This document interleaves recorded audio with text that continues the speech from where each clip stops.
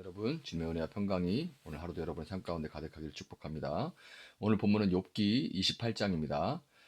은은 캐는 광산이 있고 금을 정련하는 재련소도 있다. 철은 흙에서 캐어내며 구리는 광석을 녹여서 얻는다.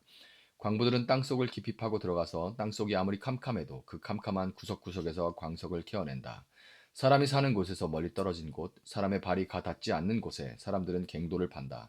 줄을 타고 매달려서 외롭게 일을 한다. 땅 위에서는 먹거리가 자라지만 땅속은 같은 땅인데도 용암으로 들끓고 있다. 바위에는 사파이어가 있고 돌가루에는 금이 섞여 있다. 솔개도 거기에 기르는 길을 알지 못하고 매 날카로운 눈도 그 길을 찾지 못한다.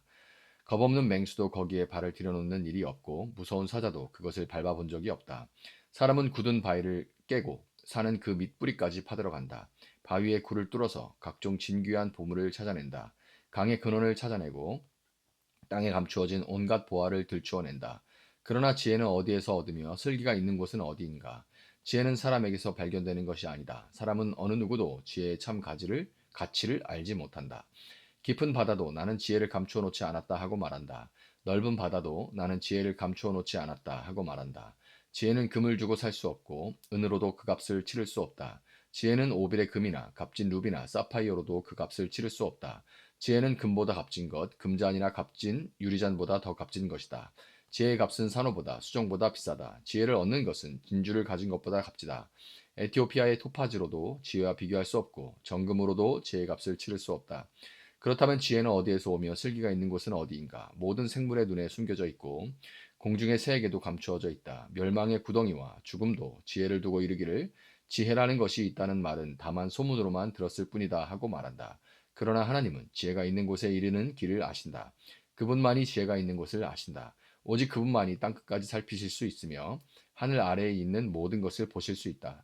그분께서 저울로 바람의 강약을 달아보시던 그때에 물의 분량을 달아보시던 그때에 비가 내리는 규칙을 세우시던 그때에 천둥 번개가 치는 길을 정하시던 그때에 바로 그때에 그분께서 지혜를 보시고 지혜를 칭찬하시고 지혜를 튼튼하게 세우시고 지혜를 시험해 보셨다.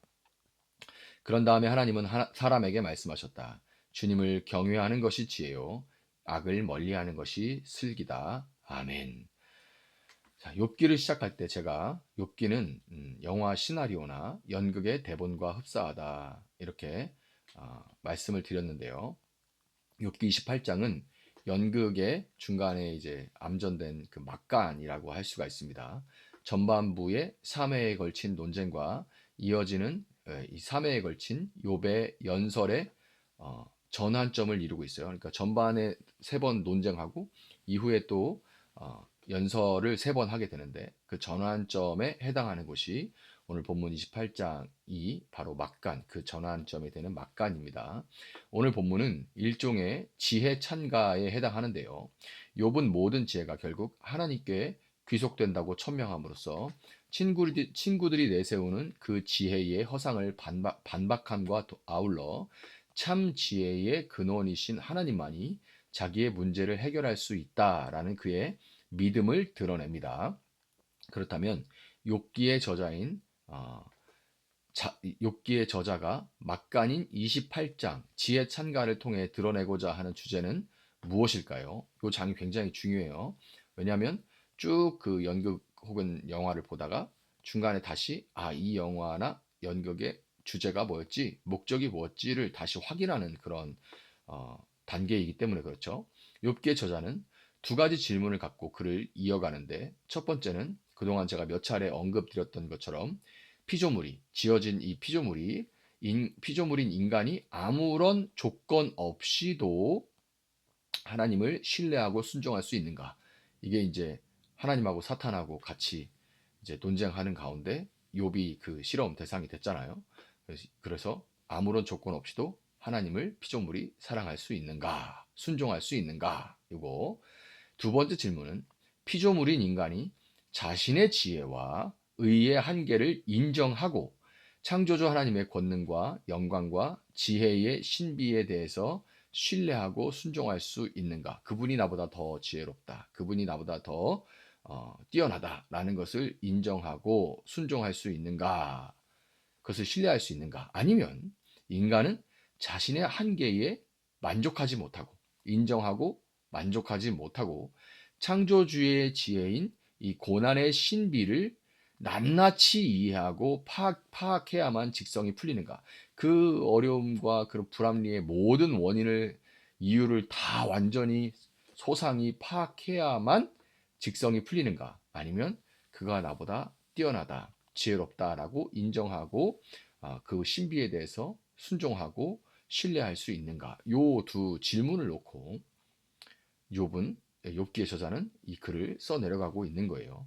사탄이 하나님 앞에서 욥을 비하하며 그를 시험하도록 허락하셨던 그 장면이 있죠. 그 장면은 우리로 하여금 창세기에서 사탄이 아담을 시험하는 장면이 떠오르게 합니다. 하나님의 형상인 아담과 세상에서 가장 온전하여 하나님을 경외하는 욥 사이에는 분명한 이 평행 이론이 존재해요. 욥은 그러니까 또 다른 아담인 겁니다. 하나님은 아담에게 시험하는 것도 허락했고 욥에게 시험하는 것도 허용하셨죠.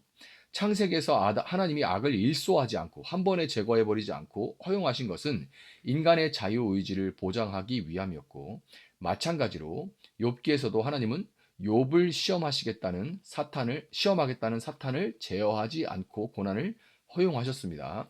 아담은 모든 것을 다 선사받은 우월한 존재로서 하나님을 반역하는 자유를 선택했죠. 그는 피조물의 한계를 넘어서서 창조주가 되고자 하는 오만을 위한 자유를 행사했고, 피조물의 지혜에 만족하는 대신 하나님처럼 선과 악을 아는, 하나님의 울타리 안에 머물기를 택한 것이 아니라 하나님처럼 내 선과 악을 아는, 내가 그 선과 악의 판단 기준이 되겠다 하는 그런 욕심을 부렸습니다. 그러니까 하나님보다 내가 더 하나님처럼 혹은 하나님 이상 되기를 원한다, 이렇게 선택을 했죠. 그렇다면 인간은 아무것도 없는 상태에서 하나님을 택하는 자유를 선택할 수는 없을까요? 또 다른 아담인 욥은 이 시험을 위해서 선택받았고, 처음에는 자신이 당한 고난 가운데도 하나님을 신뢰하고 감사하면서 이 고난의 신비에 대해서 침묵함으로써 첫 아담의 실패를 극복하는 듯한 그런 모습을 보여줬습니다. 그렇지만 점차 고난의 강도가 강해지니까 욥은 자신의 시험에 대해 낙심하고 절망하면서 하나님의 시험의 이유에 대해서 알게 해달라고 왜 이러십니까 하고 막 탄원을 하면서 급기야는 하나님을 향해 자신의 의를 주장함으로써 창조주 하나님에 대한 절대적인 신뢰와 순종의 모습을 상실하고 첫사람 아담의 길을 따라가고야 말았죠. 그럼에도 욥이 절망하고 불평하는 가운데서도 하나님에 대한 신뢰의 끈을 끝까지 놓지 않았다는 점은 중요한 부분입니다. 아담과는 달라요. 그는 자신이 받은 시험을 완벽하게 통과하지는 못했지만 첫 아담보다는 진일보한 모습을 보여줌으로써 아담과 아담 안에서 그와 연루된 인류 전체의 불순종을 극복할 수 있는 잠재적인 가능성을 보여주는 겁니다.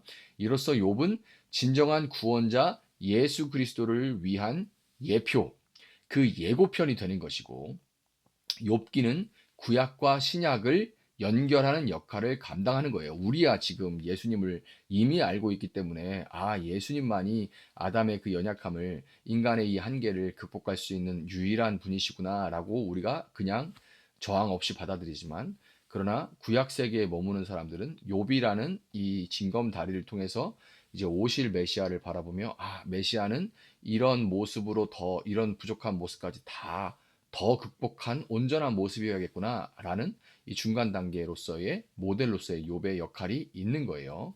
욥이 타의에 의해서 모든 것을 다 빼앗긴 데 비해서 예수님은 삼위일체 하나님의 영광과 존귀를 자발적으로 포기하셨습니다. 그러니까 욥이 어떤 진일보한 모습으로서 가능성을 보여주는데 그쳤지만, 예수님은 자발적으로, 타의에 의한 게 아니라 자발적으로 삼위일체 하나님의 영광과 존귀를 포기하셨고, 피조물의 질서 가운데 오심으로써 하나님에 대한 신뢰와 순종의 시험을 예수님은 자발적으로 받으셨습니다.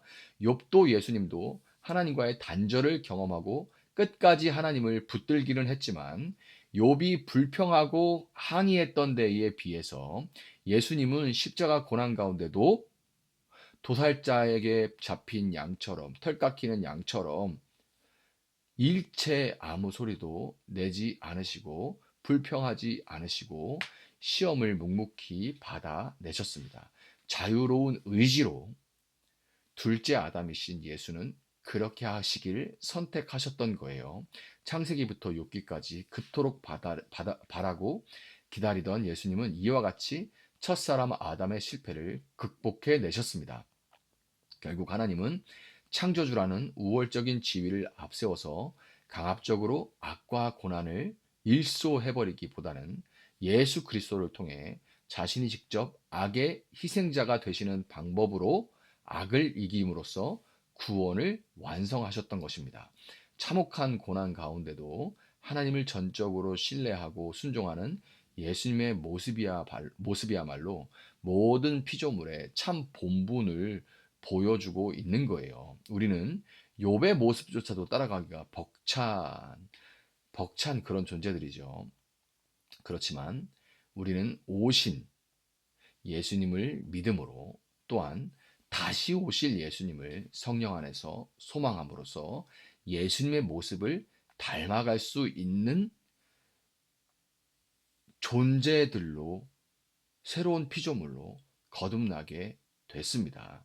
이 놀라운 사실을, 욥이 엄청난 사람이지만 그러나 우리는 욥은 감히 흉내내조차 낼 수 없는 그 예수님, 첫사람 아담의 모든 실패를 극복하신 예수님을 믿고 그 예수님이 우리 안에 계심으로 그 예수님의 길을 따라갈 수 있는, 욥을 뛰어넘는 예수님의 길을 따라갈 수 있는 존재들로 이미 거듭났다는 것을 여러분 믿으시고, 오늘도 기도하며 시작하는 이 새날에 그리스도의 남은 고난을 여러분의 몸 가운데 채워갈 수 있기를 예수님의 이름으로 축복합니다. 잠시 기도하겠습니다. 사랑하시는 주님, 감사합니다.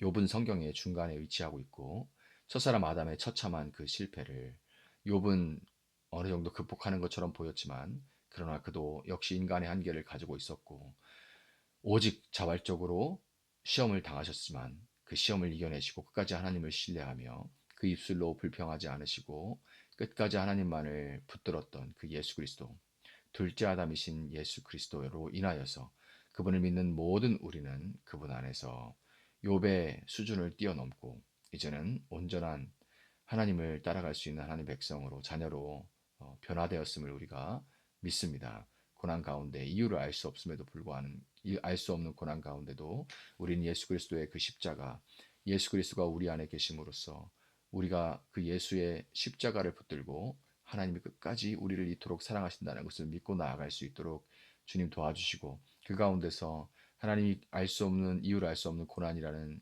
이 아픔들을 우리 육체 가운데 하나하나 채워가며 예수님이 가신 그 길을 저희들도 따라갈 수 있도록 주님 도와주시기를 원합니다.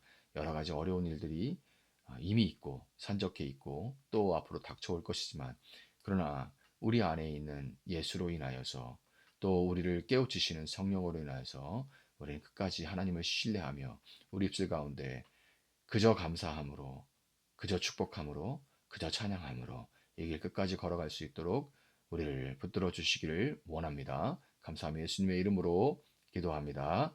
아멘. 오늘 주신 말씀 붙들고 계속해서 기도합니다.